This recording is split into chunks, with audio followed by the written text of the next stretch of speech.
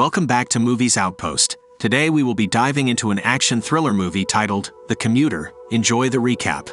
Alright folks, today we're following the life of Michael McCauley, a regular guy with a routine as familiar as your favorite pair of shoes. Every single day, he wakes up, spends some quality time with his wife Karen and their son Danny, and even gives the lad a hand with his homework.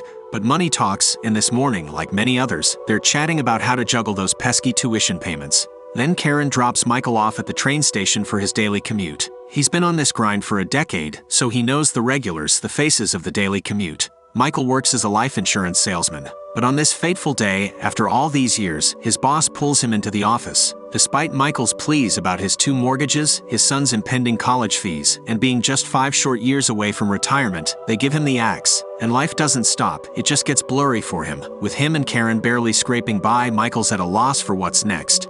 His phone rings. It's Karen. She's asking about the day, talking about upcoming bills. But Michael can't bring himself to spill the beans about the job. Instead, he heads to the local bar where he meets up with Alex Murphy, an old friend and former partner from his days as a detective. As they catch up, the TV buzzes with news about a city planner who'd mysteriously taken a leap of death recently. It's here that Michael admits to Alex that he's still keeping the job loss a secret from Karen. As the night wears on, Michael and Alex spot Dave Hawthorne, a former colleague they couldn't stand, who's now a captain. They part ways, sharing a hard-boiled quote about how doing the right thing might just get you killed. No room for noble deeds in their world. At the station, Michael spots a suspicious guy on a call, saying he can't do something. Then one of the regulars grumbles about this unexpected bag check. As if Michael's day could get any worse, he's bumped into by a man who seems to swipe his phone. Once on board the train, he overhears hushed phone conversations hinting at something big going down tonight. Among the usual commuters, there's a distressed woman, a young couple arguing, and a loudmouth in an expensive suit. When a girl kindly asks Mr. Loudmouth to tone it down, he snaps about her cheap perfume. Soon Michael's joined by Joanna, a mysterious woman with an intriguing offer. There's $25,000 hidden on the train and another $75,000 waiting for him if he can locate a passenger that doesn't belong. Joanna drops a few more hints. The stranger they're looking for is going by the name Prin and has something stolen stashed in their bag, and they only have until the train hits the last stop in Cold Spring. And get this, she knows Michael is an ex-cop and warns him to keep this hush-hush. Michael's head is spinning, but curiosity leads him to the designated compartment, and what do you know? He finds the cash. Just as he's pondering making a break with the 25 grand, a young woman tries to claim the cash.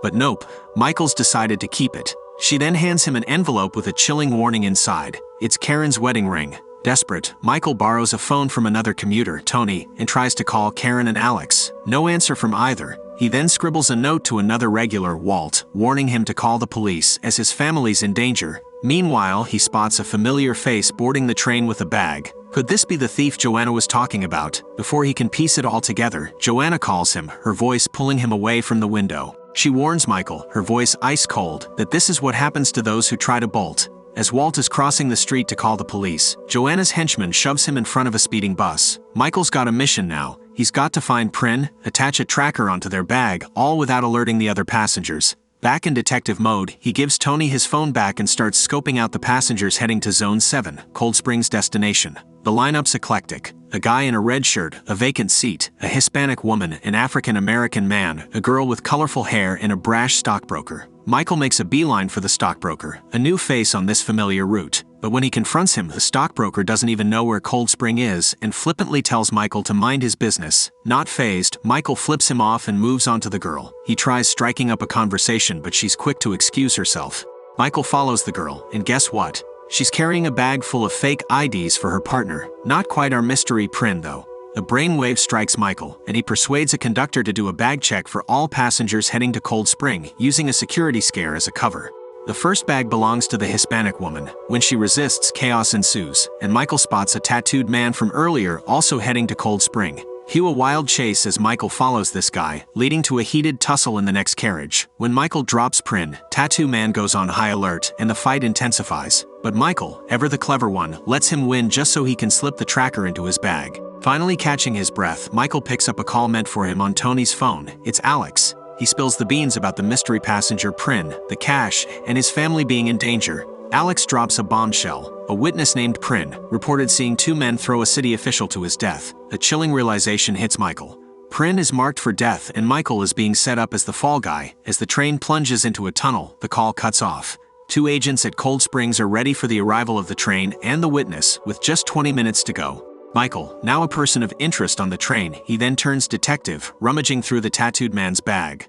Among some personal stuff and a missing gun, he then hears a phone ringing and stumbles upon the lifeless body of the tattooed man in the train's underbelly. His heart sinks. The chilling realization washes over him. The guy was FBI. He then answers the phone. On the other end of the line, Joanna. She blames Michael for the agent's death but promises his family's safety as long as he plays along. Suddenly he hears a man in his house through Karen's phone, claiming to be there on Michael's behalf. Joanna cuts the transmission, warning him to stay on the train, out of sight. But the train halts abruptly for an investigation, thanks to some nervous passengers spooked by Michael's behavior. While the police comb the carriages, Michael's hiding out with the dead agent. When he can't open the door, he makes a daring crawl underneath the moving train, losing the money bag in the process.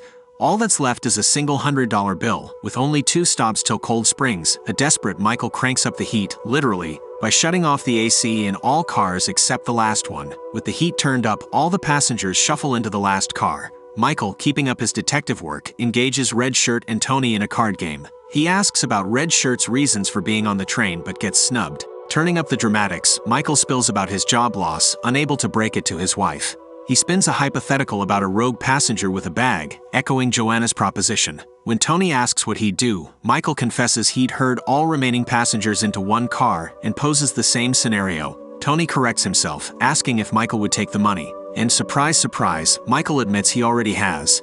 5 strangers on the train catch Michael's eye as possible Prins. After crossing the card player off his list, he shadows a guitarist, Oliver, into an empty car. But whoa folks, plot twist, Oliver isn't Prin, but a hired gun sent by Joanna to kill Prin. A violent fight ensues, with both men battling it out. They end up shattering a window and Oliver tries to shove Michael out, but our man gains the upper hand and hurls Oliver out instead.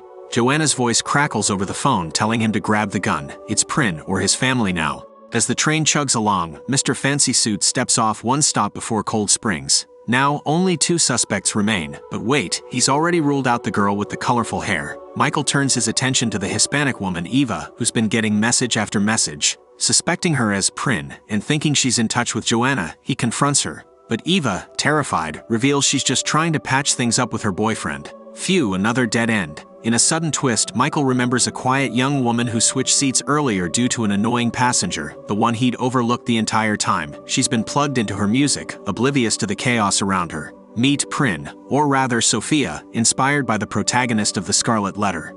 Joanna is back on the line expecting Michael to hand over Sophia or worse, but Michael, being the hero, refuses to play along. Joanna warns that she works for powerful people, and his refusal means everyone on the train will die. In a desperate move, Michael asks conductor Sam to pull the emergency brakes. Sam obliges, but bam, the brakes explode. The train barrels past the waiting FBI agents at Cold Springs with no sign of slowing down. The engineer dead thanks to Joanna's earlier sabotage. With no way to stop the train, it's a high-speed race against time. They try to unhitch their car from the rest of the speeding train. Mike, with Sam's assistance, gets it done. But surprise, the car is still attached by a chain. As Mike leaps across to the other car, the train starts derailing, its front section crashing and flying through the air. Just in time, they cut the chain, with Mike thrown onto the back car and Sam left in the wreckage. A fellow passenger, Red Shirt, saves Mike from the brink as their car skids and shudders to a halt on the edge of a train yard. Chaos ensues, but Mike quickly gets things under control, firing his gun and instructing everyone to cover the windows with newspaper and water. The focus turns back to Sophia. What could she possibly have that the villains want so badly? She reveals a flash drive with valuable information that her city planner friend knew about. What's worse, she tells Mike that the killers are cops. Sophia admits she saw one of them uttering something about being noble, and the only person she told about it is Agent Garcia. Just when you thought the tension couldn't get any higher, the police show up, mistakenly believing that Mike is holding the passengers hostage. Among them is Dave, Mike's former colleague. Using the loudspeaker, Dave tries to coax Mike into surrendering, while Mike does his best to keep everyone calm. Alex arrives on the scene trying to smooth things over, but Mike isn't buying it. Mike starts helping a large group of passengers leave the train, a few sticking behind. Then, a conversation with Alex reveals something unsettling. Alex repeats the phrase, "There's no such thing as noble," something Sophia mentioned earlier. Bingo, Mike realizes Alex's involvement in the conspiracy. Though Alex initially denies his guilt, he eventually confesses, admitting he set Mike up, knowing he needed the money.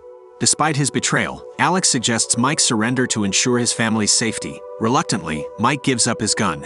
Things take another dramatic turn as Alex begins searching for Prin, and the passengers, in a surprising twist of solidarity, all claim they are Prin to protect Sophia. Then a violent fight ensues between Mike and Alex, with the cops outside aiming for Mike. In a quick-witted move, Mike manages to swipe Alex's tracking device, tricking the police. Alex draws his gun, prompting Dave to order a sniper to take him down. The SWAT team moves in swiftly thereafter. Agent Garcia brings some much-needed relief to Mike, informing him that his family is safe and that 3 men have been arrested outside his house.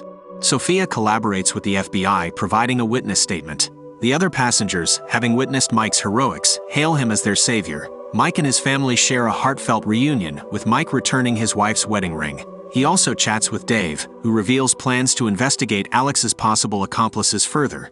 Dave even extends an invitation for Mike to return to his old job as a detective. Sometime later, Mike once again finds himself on a train, this time confronting Joanna. Even as she feigns ignorance, Mike suspects that she played a role in his firing and that Sophia's placement on the train was a strategic move. He also suggests that Joanna manipulated both him and Alex. When Joanna inquires about his future plans, Mike simply pulls out his detective badge, hinting at a new beginning. Thanks for watching. Make sure to like and subscribe, and we'll see you on the next one.